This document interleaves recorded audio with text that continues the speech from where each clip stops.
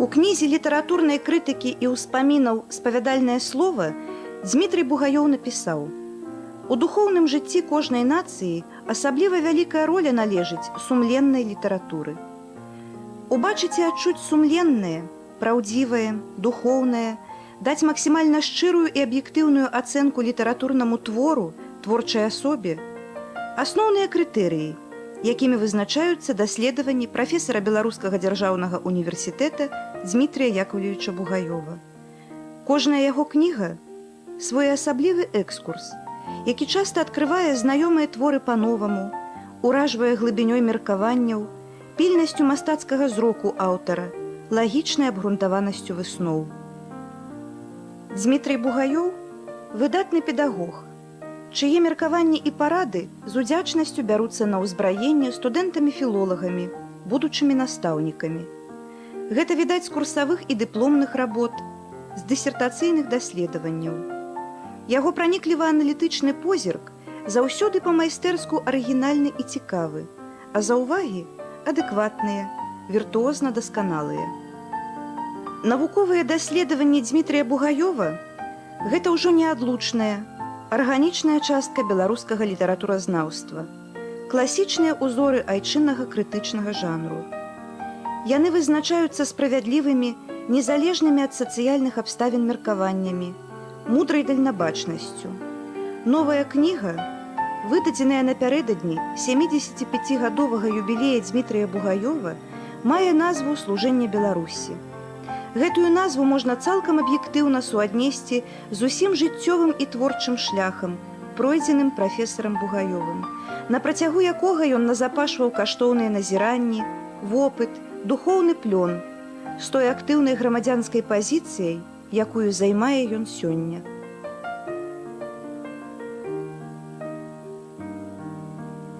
Нарадзіўся Дзмітрый Яковлевіч Бугаёў 12 студзеня 1929 года у вёсцы Сычык Крычаўскага раёна Магілёўскай вобласці у сялянскай сям'і. Наўрад ці ўяўлялі сабе бацькі, які жыццёвы шлях чакае сына, колькі зробіць ён для Беларусі, для людзей, для айчыннай літаратуразнаўчай навукі. Не ведалі таксама і таго, што самыя славутыя пісьменнікі назавуць яго адным з лепшых літаратурных крытыкаў. Гэта ўсё было яшчэ наперадзе. А пачыналася ўсё са звычайнай сялянскай хаты. З маці Агаф'і Антонаўны, з бацькі Якава Акімавіча, якога вельмі рана забраў сталінскі гулаг. Знаўца беларускай літаратурнай класікі, карыстаючыся нават гэтымі анкетнымі данымі, лёгка ўявіць асяроддзе, у якім выхоўваўся будучы настаўнік здольнай моладзі, перашкоды і цяжкасці, з якімі сутыкалася тагачасная таленавітая моладзь. Прага быць патрэбным свайму народу, здзейсніць мару вясковага люду аб высокай асвеце, самарэалізацыі стымулявала гэты парыў і пошук. Пасля заканчэння няпоўнай сярэдняй школы юнак паступае ў Магілёўскае педвучылішча. Затым вучыцца на факультэце мовы і літаратуры Магілёўскага педінстытута. Ужо ў студэнцкія гады выразна выявілася схільнасць да навукова-даследчай працы. Бачачы рухавую постаць Дзмітрыя Яковлевіча, яго няўрымслівыя рухі, шпаркую хаду, імгненную рэакцыю на ўсё добрае і нядобрае, прыгожае і брыдкае, што заўважае яго востры позірк навокал, думаеш пра вобраз вечнага юнака, створаны Якубам Коласам у вершы «Наперад». Гэты верш прысвечаны такім, як Дзмітрый Бугаёў, апантаным шукальнікам ісціны, вандроўным пілігрымам. Ён – бліскучы лектар і прапагандыст роднага слова, пра якога ў славутым сказе пра Лысую гару вобразна і з несумненнай сімпатыяй сказана: «Змітрок крыўком пайшоў наперад, адкашляў хрыпку на хаду і з развароту, без паперак, абрынуў шквал на грамаду». Байцоўскі характар і грамадзянскі тэмперамент штурхалі ў бок эпіцэнтра літаратурна-творчага жыцця, дзе вырашаўся лёс гуманістычных працэсаў у краіне і адбывалася маштабнае адкрыццё рэчаіснасці. У выніку Дмітрый Бугаёў стаў навуковым супрацоўнікам Інстытута літаратуры Акадэміі навук Беларусі, дзе лёс яго звёў з Алесем Адамовічам, Віктарам Каваленкам, Міколам Грынчыкам, Васілём Жураўлёвым, Міхасём Ярошам і іншымі знакамітымі навукоўцамі. Маё пакаленне расло ў засені магутнай кагорты шасцідзесятнікаў, крытыкаў, навукоўцаў, выкладчыкаў. Постаць Дмітрыя Яковлевіча заўважалася адразу. Па-першае, ён вельмі мабільны, рухавы чалавек. Рэакцыя яго заўсёды нечаканая. А самае галоўнае, што ён рэагуе і на жарт, і на цікавую думку, на досціп. Бо ён і сам вельмі дасціпны, мудры чалавек, і гэта ўсё зразумела. Але мяне асабіста вельмі заўсёды цікавіла яго рэакцыя на добрае і злое, што адбывалася навокал. Тое, што не ўкладвалася ў агульнае уяўленне пра сённяшні свет, пра чалавека. Дмітрый Яковлевич з тых, хто не адмоўчваўся, не хаваўся за спіны іншых. Ён заўсёды выказваўся адкрыта, шчыра, дасціпна, ярка, мудра. Гэта выдатная якасць Дмітрыя Яковлевича. Наогул у яго асобе вельмі багата такіх рысаў, якія мне даспадобы. Напрыклад, калі казаць пра яго як пра навукоўца, то мне вельмі падабаецца яго любоў да дакладнасці ва ўсім. Ён імкнецца абапірацца на факты, не выдумляць, не фантазіраваць, а менавіта пасядзець над архівамі, над рукапісамі, над тэкстам твораў і тады ўжо рабіць свае высновы. Піша ён вельмі хутка, таму што ў яго ўсё спее ў свядомасці, абдумана загадзя. Ён адгукаецца на многія рэчы раней, чым, скажам, літаратурная моладзь, якая як бы ўжо па свайму ўзросту і па сваёй пазіцыі ў гэтым літаратурным свеце павінна рэагаваць вельмі шпарка. А Дмітрый Яковлевич, ён не прапусціў ніводнай яркай з'явы ў нашай літаратуры. Напрыклад, творы Васіля Владимировича Быкова, ён, здаецца, ніводна з іх не прапусціў, каб не выказацца, не даць сваю ацэнку, не выказаць сваё захапленне, зрабіць нейкія высновы, паставіць у агульны літаратурны кантэкст. Гэтыя якасці яго як навукоўца мне вельмі блізкія. Блізкае мне і тое, што ён сочыць за ўсім, што адбываецца не толькі ў нашай класічнай літаратуры, што адкрываецца нанова, але і што сёння адбываецца. Літаратурная моладзь яго заўсёды захапляе сваёй энергіяй, навізною. Уражанне такое, што ён не толькі сам такі чалавек, поўны энергіі, але і ад яго яна зыходзіць, і да яго ідзе, бо моладзь, яна, конечно ж, глядзіць наперад, у перспектыву, і таму зарадка такая узаемная адбываецца. Я мог бы казаць пра яго як асобу, якая сама па сабе цікавая. Напрыклад, даводзілася аднойчы ехаць больш за 2 гадзіны на радзіму Алеся Адамовіча. Побач мы сядзелі і прагаварылі ўсю дарогу. Больш ён расказваў, а я слухаў пра прышчэпкі ўсякія, пра сад, пра яблыні і грушы. Гэта яго хобі, яго захапленне. Усё жывое у жыцці, у літаратуры, у людзях яго заўсёды цікавіла, захапляла. Я рад, што з ім маю справу, што мы працуем разам, робім адно і тое ж. ён для мяне асабіста з'яўляецца ўзорам жыццёвых паводзін, вельмі прынцыповых, вельмі гуманных. І гумар яго таксама мяне заўсёды прываблівае.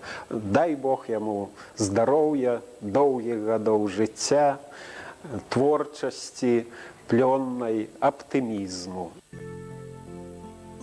Кандыдацкая дысертацыя Дмітрія Яковлевіча была прысвечана прозе Міхася Лынькова. Пасля выйшла кніга «Шчодрае сэрца пісьменніка», заснаваная на матэрыяле дысертацыйнага даследавання. Першая яго кніга атрымала каля дзесятка зычлівых водгукаў у рэспубліканскім друку. Выступаць у друку Дмітрый Бугаёў пачаў з 1957 года. Слова гэтага майстра пяра адразу стала адметным, надзённым і ўжо ніколі не страчвала актуальнасці. Літаратурныя праблемы і пытанні, якія траплялі пад увагу крытыка, не толькі пільна ім разглядаліся і годна вырашаліся, але часта вызначалі арыенціры далейшага руху, спрыялі выпрацоўцы новых метадалагічных падыходаў да асэнсавання літаратурных з'яў. У сваіх кнігах Дмітрый Бугаёў выяўляе грамадскія і эстэтычныя ідэалы, уласцівыя такой унікальнай у нашай гісторыі з'яве, як пакаленне шасцідзесятнікаў, што мэтанакіравана сцвярджала прыярытэт агульначалавечых і нацыянальных каштоўнасцей у духоўным руху грамадства. Ужо самі назвы кніг адметныя і вельмі характэрныя для асобы Дмітрія Яковлевіча. «Шчодрае сэрца пісьменніка», «Шматграннасць», «Вернасць прызванню», «Талент і праца», «Чалавечнасць», «Арганічнасць таленту». Мабыць, характарызуючы творчасць літаратурных мастакоў, падтрымліваючы і стымулюючы іх справядлівым словам, крытык не задумваўся аб тым, што ў вялікай ступені характарызуе самога сябе. А час паказаў, што шчодрае сэрца і талент, шматграннасць і чалавечнасць, працавітасць і вернасць прызванню уласцівыя ў поўнай ступені яму самому.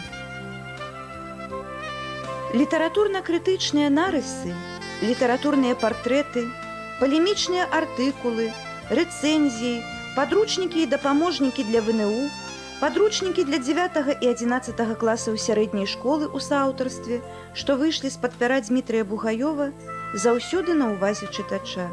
І не толькі чытача-прафесіянала. Аўтарскі стыль, па-мастацку арыгінальны і зразумелы, як кажуць, чытэльны, успрымаецца лёгка, даходліва і цікава. Таму кнігі папулярныя і сярод вучняў, і сярод студэнтаў, і сярод настаўнікаў. Паэзія Максіма Танка, Уладзімір Дубоўка, Максім Гарэцкі, Васіль Быкаў. Кнігі, якія даўно сталі настольнымі не толькі ў прафесійных філолагаў, але папулярнымі і ў звычайнага чытача, таго, хто цікавіцца гісторыяй Беларусі, постацямі, што пакінулі след у гэтай гісторыі. Няўрымслівым, бескампрамісным у ацэнках літаратурных і грамадскіх з'яў назваў Дмітрія Яковлевіча пісьменнік Іван Чыгрынаў.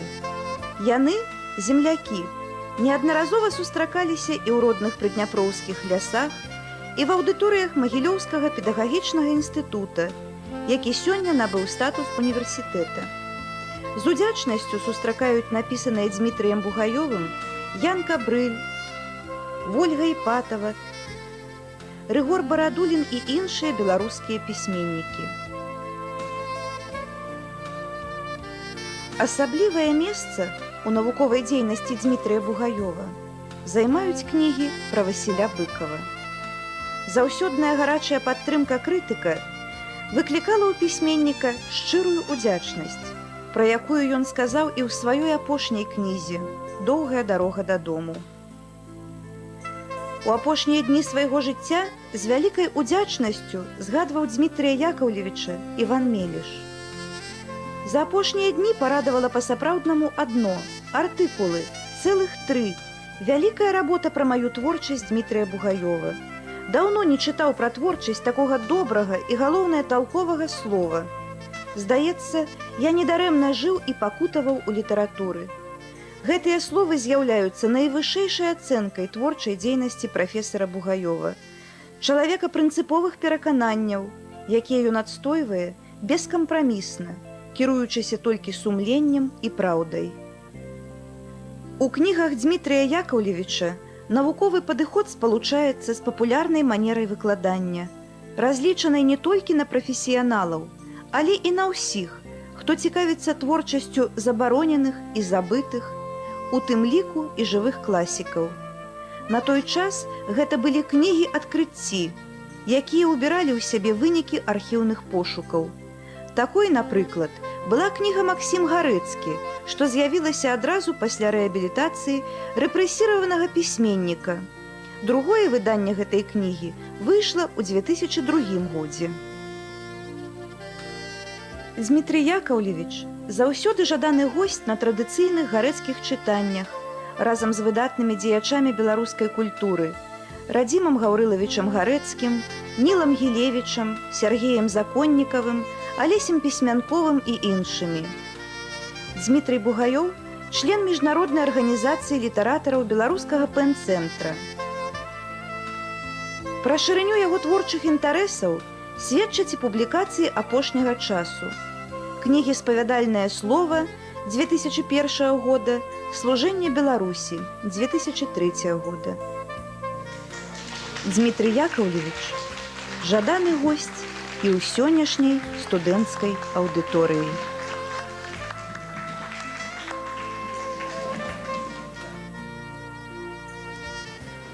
Што урэшце вяло, вядзе і несумненна будзе весці талент Дзмітрыя Бугаёва, што будзе прадвызначаць яго працу, працаздольнасць, працавітасць, конечно ж, служэнне Беларусі.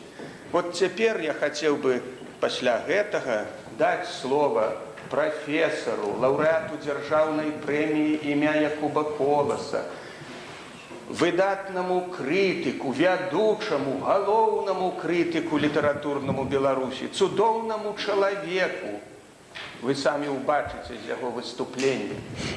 Аратару выдатнаму, красамоўцу і многае іншае Дзмітрыю Якаўлевічу Бугаёву. Калі ласка, Дзмітрый.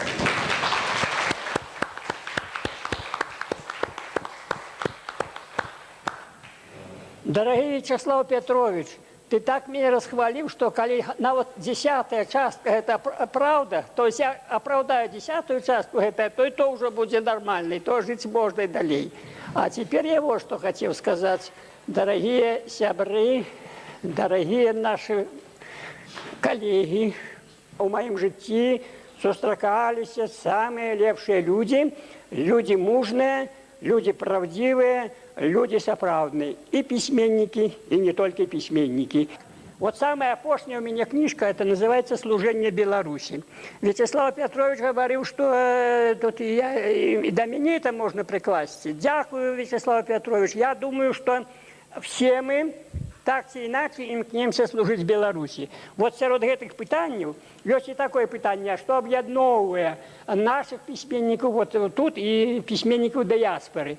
Я скажу, не вагаючыся, объединовывая любовь до Беларуси. У нас были самые нападки там на Арсеньева, говорят, такая-сякая, гэткая. А там, дарэчы, перапіску вёў і тады, калі это лічылася вельмі небяспечным. Ты читаешь Лариса Гениуш, ну, Арсению возьмем. Яна сама русская по национальности, але засвоила белорусскую культуру и стала по духу белорусской. И в ей вот эта любовь, яна абсолютно супадае с нашей любовью. То есть в этом сенсе, объединовывая усіх сыноў Беларусі, дзе б яны не былі, якіх бы поглядаў не прытрымлівалася, вот это любовь до Беларусі, служение Беларусі. И мы все имкнулись это робить. Так вот, это мое служение Беларуси, оно начинается артикулом, який называется, ну тут Вячеслав Петрович говорил, але я еще так само трошки скажу. Тут у меня идея Быков, Колос, Вацлав Ластовский, до речи, один из выдатных письменников, яких большевики замордовали, знищили, Владимир Дубовка. О, з Дубовком я Дубовку добра ведаю, і веселый был дед, значит, и з ім можна было чарку взять, и так ён и рассказывал, вельмі цікава. А борода якая шиковная была, а вочы молодые, синие такие, а походка якая была. Могутный человек, а загинул выпадково, пошел там где-то с горки напрямую и послизнувся в Москве. И поломал шейку бедра, и потом, значит, сердце не вытримало в час операции. Ну вот Дубовка. Михайло Зарецкий, так само выдатный письменник, которого большевики расстреляли. А я ему вдячний, это про Кондрата Крапиву, так само можна було много чого доброго сказати. Ну, Михайло Слоньков, серце його, справді, було щодре, це так у мене називається, воно так і було. Він був добрейший чоловік. Некілька згадок про Івана Мележа. Мележ для нас був один з кумирів, безумовних кумирів, після Полеської хроніки. Як появилася Полеська хроніка, тоді ми стали його найпершими прихильниками. І сам він добре відносився до людей, і мені вельми много допомагав. І там, коли які посади в Союзі письменників мав, посады не платят, не те, что где гроши платят, а просто громадские. Ну, все ровно же посады, там я был в старшине секции критики, скажем, в Москве был совет по критице, Мележ мне там пробил место. Одним словом, всякие такие завсёды прихильно ставятся. Я тут про его пишу. Про человечность Пимена Панченки, и это правда. Я ще раз про Миколу Лобана, Лобана вельми добре ведав. Про Олеся Адамовича, тут у меня подробно написано, но про Олеся Адамовича можно написать еще 100 разов больше. Романтичный рыцарь человечности. Это вот у меня артикул про Короткевича называется так. А Короткевич справді был такой романтичный рыцарь человечности. Доброня и спогадливость были его сутностью. Это Алексей Пыщин, выдатный поэт, жил в Могилеве, а поэт был самый першоклассный. Ну, один из самых выдатных, безумовно. Что тут еще назвать? И он жил сумленно без оглядки. Это Ригор Шимашкевич. И он был еще студентом, а я их лекции читал. И, значит, мы уже тогда с ним познакомились. И он, правда, чарку любил, и я не отмовлялся. В молодости я в этом сенсе был достаточно моцный. И, как той сказал, отмовляться не отмовлялся николи. Ну, Ригор Шимашкевич был, конечно, такой человек. И он начальство его вельми не любил, а он был такой незалежный. Мог лекции пропускать. Я читал на их курсе лекции, а пришлось с ним познакомиться впервые в книжном магазине. Ну, и он как раз книжник великий был. И он немного написал, але справдной прозы, в тем лику его есть повесть сатиричная «Батька в Коловроте». Там он написал про некоторых наших выкладчиков. Боже мой! Ну, он не называет их там конкретно, але прототипами взял. Боже мой, яких я на собак на его вешали. А он был хороший хлопец. На жаль, так не випадково загинув. Може самогубство, а може просто неосторожный некий крок. Одним словом, его життя трагично оборвалося. Але вельми же он хороший хлопец был. Без всякого вот такого выпендривания, выбачайте за такое слово, без подлизывания. Соправдный хлопец был. Поэтому мне так и написано. Он жил сумленно, без оглядки. Еще один артикул «Летутенница на сквозняках эпохи». Это Женя Янишец, поэтесса, ровный которых сярод жанчин, который сярод жанчин немає, я думаю. Я думаю, что во всей белорусской литературе за всю историю існування нема другого лирика, який б так тонко виявив жаночую душу. «Позови меня, позови, 100 дорог ляжет за плечима». Починається все з любви, і інакше життя немагчимо. Хіба не выдатно это написано? Михаил Славченко, который любил читать верши студентам перед лекцией, и читал он их добро, и сам он так гляделся артистично. По-моему, он верши читал лепшим лекций. Ну, так, значит, ну, это жалко, конечно. Так вот, он одразу выучил хорошие верши, и эти верши я выучил, я одразу на лекциях давал студентам, это завсёды с поспехами шло. Я Янишец по перших вершах одразу зауважу, а еще до книг еще, яка вона поетеса, і писав про її з любої нагоди, абсолютно всі її книжки, которые выходили при ее житті, я рецензовал. А это вот уже артикул «Летутенница на сквозняках эпохи». Это как бы заключный артикул подведения всего того, что я ведал про Янишец. И я вам хочу сказать, что, ну, конечно, я старался, как бы прогучала что-то, якая на справді была выдатная поэтесса. Коли хоть трошки мне удалось это зробить, то, я думаю, чуть можно, что на справді выдатная поэтесса. Но это и по ее вершах. Теперь еще у меня артикул про Геннадия Буравкина. Называется «Матчино слово допомагало мне». Геннадий Буравкин – это хороший поэт и человек вельми мужный. І, да рэчы, дзе не працаваў, усюды добра працаваў. Ён быў некалі, значыць, старшыня камітэта па раду і тэлебачанню, здаецца. Ён там беларускую мову уводзіў. Ён быў корэспандэнтам «Праўды», значыць, па Беларусі ад Москвы. Нашых беларускіх пісьменнікаў ратаваў, за Быкова заступаўся і так далей. Адным словом, мужна працаваў. Потым ён быў у Арганізацыі Аб'яднаных Нацый, прадстаўляў Беларусь. Ён і там паказаў себе сапраўдным міністрам, то есть прадстаўніком Беларусі. Ну, это пасада міністэрская, значыць, па значнасці. А цяпер ён працуе як публіцыст, піша востра, смела, і вершы добрыя друкуе. І, знаеце, мне здаецца, это адзін з самых наших выдатных паэтаў. Я стараўся і пра гэта напісаць. Ну, а тут яшчэ адзін артыкул, нічога лішняе, это ўжо апошні. Это Алей Жук. Вельмі хороший прозаик. Знаете, что у него хорошее? У нас вот вельмі часто бывает, что як человек натрапил на некую такую жилу плодоносную, то и гонить один роман за другими, без конца, это протяги. И бывает, что спыниться не могут. А Жук, не, Жук заўсёды своечасова ставить кропку. Абсолютно докладно, коротко, вот мне это заголовок, ничего лишнего. Таким чином, бачите, это книга про письменников, якія сапраўды вартыя. Знаете, что яшчэ у мяне было адным з самых галоўных прынцыпаў? Не писать про тех письменников, яких ты не поважаешь. И я не писал это. По крайней мере, когда я письменника не любил, может, и не прав, конечно. Это же, знаете, какая справа. Там мне так сдается, а может, он и варты. Вот мы, скажем, Бровку недолюбливали, имкнулись его спихнуть с посадок, он был старшиней Союза письменников. Он был вельми долго, так уже надокучиваюсь им. Значит, на одной посаде вельми долго сидеть, это небеспечно. Ну и что? Домоглись мы, что он пошел за этой посадой. Он пошел куды? Пошел и створил белорусскую советскую энциклопедию. И она теперь называется «Белорусская энциклопедия», выдавецтва. Имя Петруся Бровки. То есть показал, что он организатор выдатный. Организатора лепшего, чем Бровки, не было. Вот я прямо вам скажу. Тут мы тогда и убачили, что, может быть, и даремно так завзято супротив его воевали. На смену Бровку пришли демократичные письменники, в тым лику Танк, значит, Брыль, Пимен Панченко, Иван Мелеш. Ну, люди, конечно, они не были так, что вот любой поворот одразу витали, кричали «Ура!». В этом сенсе они были, конечно, больше демократичные. Но, как сказать, что на кіраўніцтве Союза письменников больше зрабили, то я бы не сказал. При всей повазе до Танка, до Панченки, до Брыля, той был таки пробивный, что ніхто з ім не мог параўнацца. Вот такая справа. Машэраў яго асабісты чамбр быў. Ну, это все так. Нам не так важно было, чему, але як организатор все-таки, Вячеслав Петрович, что кто не казал, як организатор, лепшей Бровки не было, чем организатора. Кто у нас первую ленинскую премию отримал? Бровка. Я тоже не знаю, что он был самый лепший поэт. А первую отримал. И, до речи, на ленинскую премию его выбраны добрые верши. Там называется сборник «Одни идут», и нормальные верши выбраны. Вот такая справа. Пахнет чабор. Что это, не поэзия? Ладно. Напевно, треба закруглиться, бо без конца буде. Значить, вот эта книжка для меня апошняя, и она на сённяшні дзень апошняя, з выдадзеных.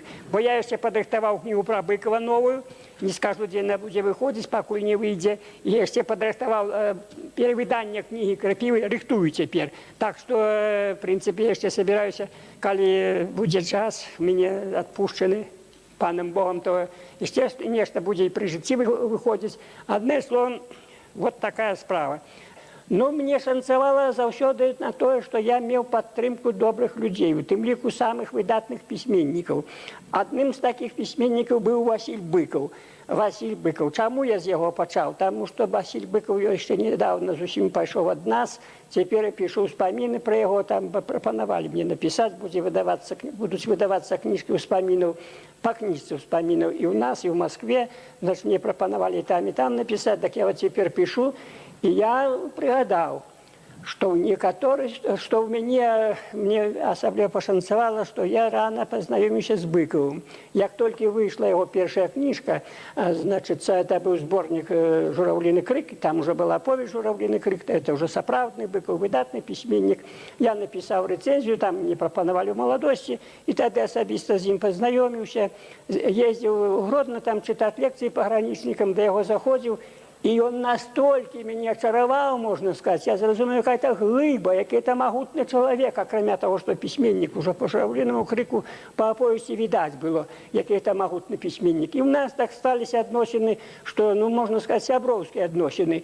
Він називав мене сябрами, ми, справді, в різних ситуаціях були, коли він переїхав у Мінськ, тут і в його часто зустрічались, він був вельми гостинний чоловік, завжди частував. А тоді, от як він жив у Мінську, це був період, коли його старалися, влада старалася прилащити трохи, значить, нагороди йому давали, Ленінську премію, видавали тоді його якраз багато, і в нас видавали немало. І тоді він жив відносно добре, саме такий ліпший час був в сенсі забезпеченості, бо якщо в Гродно, тоді він бідновато жив, з усім його було двоє хлопців малих, значить, ну і там фасада невелика була, невеликі його там були, тоді розкошів не було. А потім мусив за границю з'їхати, там же так само, звісно, і одорваність від родини, і одним словом знову розкошів не було. А от цей час якраз відносно було свободно в його сенсі матеріальному. І він завжди частував, там все, що завгодно було. І ми тоді часто вспоминали, що от тоді в Гродно були молодіші і все могли, а не было того. А теперь уже все есть, это Василий Быков так говорит, а уже мало что можем. На жаль, так. Так я хочу вот что сказать, что был в моем житті випадок, коли можна сказати, що Василь Быков мене літерально вирятував. Так от, коли я попав туди в Боровляни, звісно, моя жонка, її зовут Ніна Дмитрівна Корень, вона працювала в Інституті мовознавства, і там вона приймала в діло складання словників грозних, і вона зустрічалася много разів з Кондратом Крапивою. Одним словом, її мовознавці добре відають. Так от, вона тоді позвонила Бикову і сказала, що я туди трапив, і попросила, щоб він, значить, позвонив туди у Боровляни. А знаете, какая там ситуация была? Быков имел такой авторитет, что вот, скажем, его имя выступало как пароль. Когда, допустим, сустрелись два человека, и там называли, высветлилось, что я не ведаю Быкова, то они уже как бы сябры.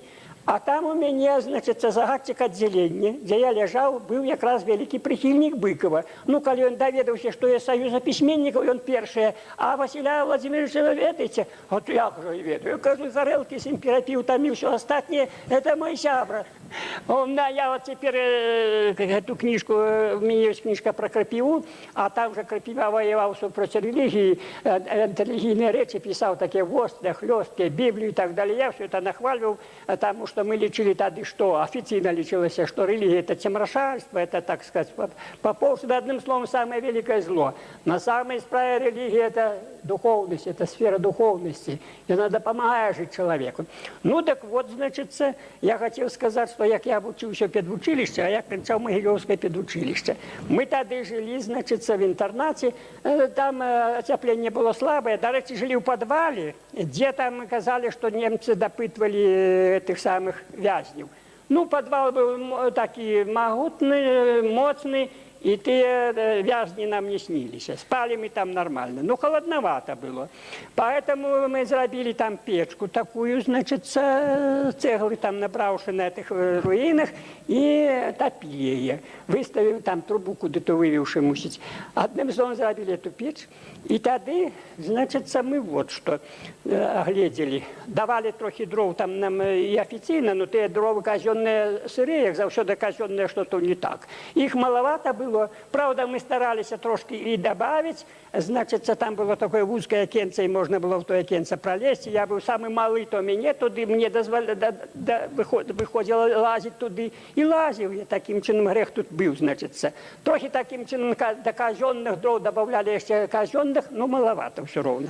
А потом мы, значит, оглядели, что в неком месте лежит такое сухое бервенье, не тяжкое, потому что оно не толстое, и, значит, сухое. А сухое бервено, оно довольно легкое. Значит, и там двоих на плечу, один там, идешь, и хоть бы хны, как с этим, как с гарматным стволом. Вот оглядели мы этот домик, и сягаем, и, значит, и палим рубки там, значит, а там же мы и варили и страву некую в этой печи, якую сами сделали. И вот кайфуем, значит, ну, Господь Бог нас покарал. Чему покарал? Тому, что это был дом попов. А значит, мы что зрабілі? Вот так коту напалили, а потом на плиту ставили же и обуток свой сушить. Ну так, значит, так напалили, что обуток это раптом загорелся. А у меня были валенки. Валенки были, а валенки, знаете, они подгорают довольно хутко. Одним словом подгорели. А мне мать не выстроилась этой валенки, там ее трохи волны было, и она, значит, на этой валенке выстроилась. А уже других нема. Так у меня подгорели эти низы, подошвы сгорели, значит. Ну, тогда я что мусил сделать? Я взял старые подошвы, с других уже стоптанных валенок, пришил новые подошвы, там як там отбывалось. Ну, все добро было. Але где не появлюсь, одразу видно, что Бугаёв был. Чему? Горелым пахнет. Так что давайте подякуем Дмитру Яковлевичу.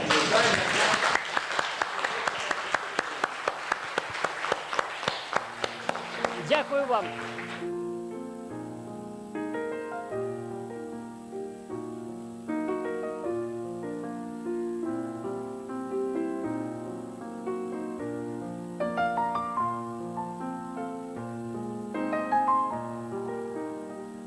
Ёсць чым ганарыцца сям'і, жонцы літаратуразнаўцы, моваведу Ніне Дзмітрыеўне, якая шмат гадоў працавала ў інстытуце мовазнаўства Беларускай акадэміі навук. Заўсёды добрым словам згадваюць Дмітрия Яковлевича і яго вучні.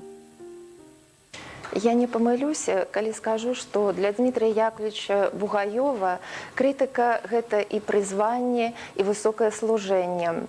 Чалавек, які ўсяго сябе прысвяціў крытыцы, справе свайго жыцця.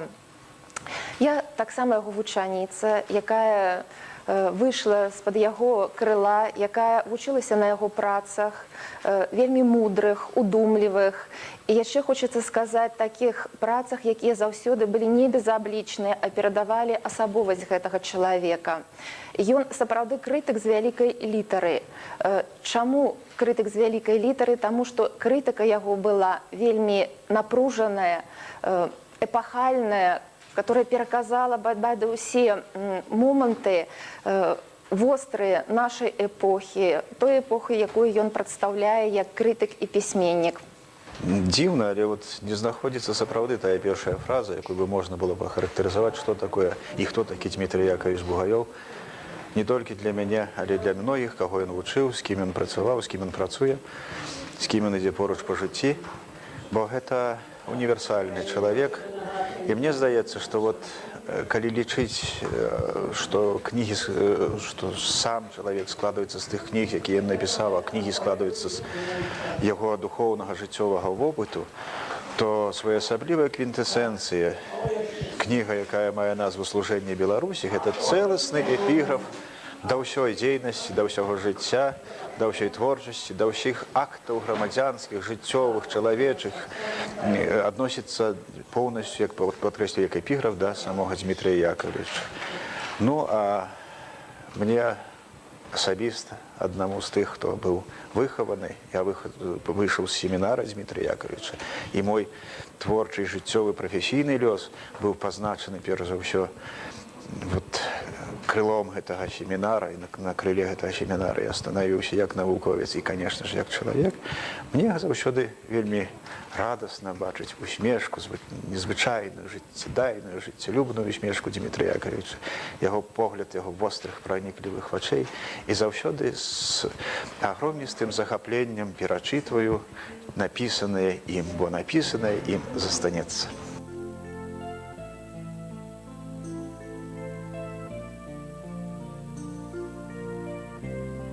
Сваё 75-годдзе Дмітрий Яковлевич сустрэў бадзёра і энергічна, з новымі кнігамі, з новымі творчымі планамі. Чалавечая добразычлівасць, здаровае пачуццё гумару і жыццёвы аптымізм. Мабыць, з гэтых састаўляючых складаецца сакрэт працаздольнасці і прафесіяналізму гэтага выдатнага навукоўца і цудоўнага чалавека.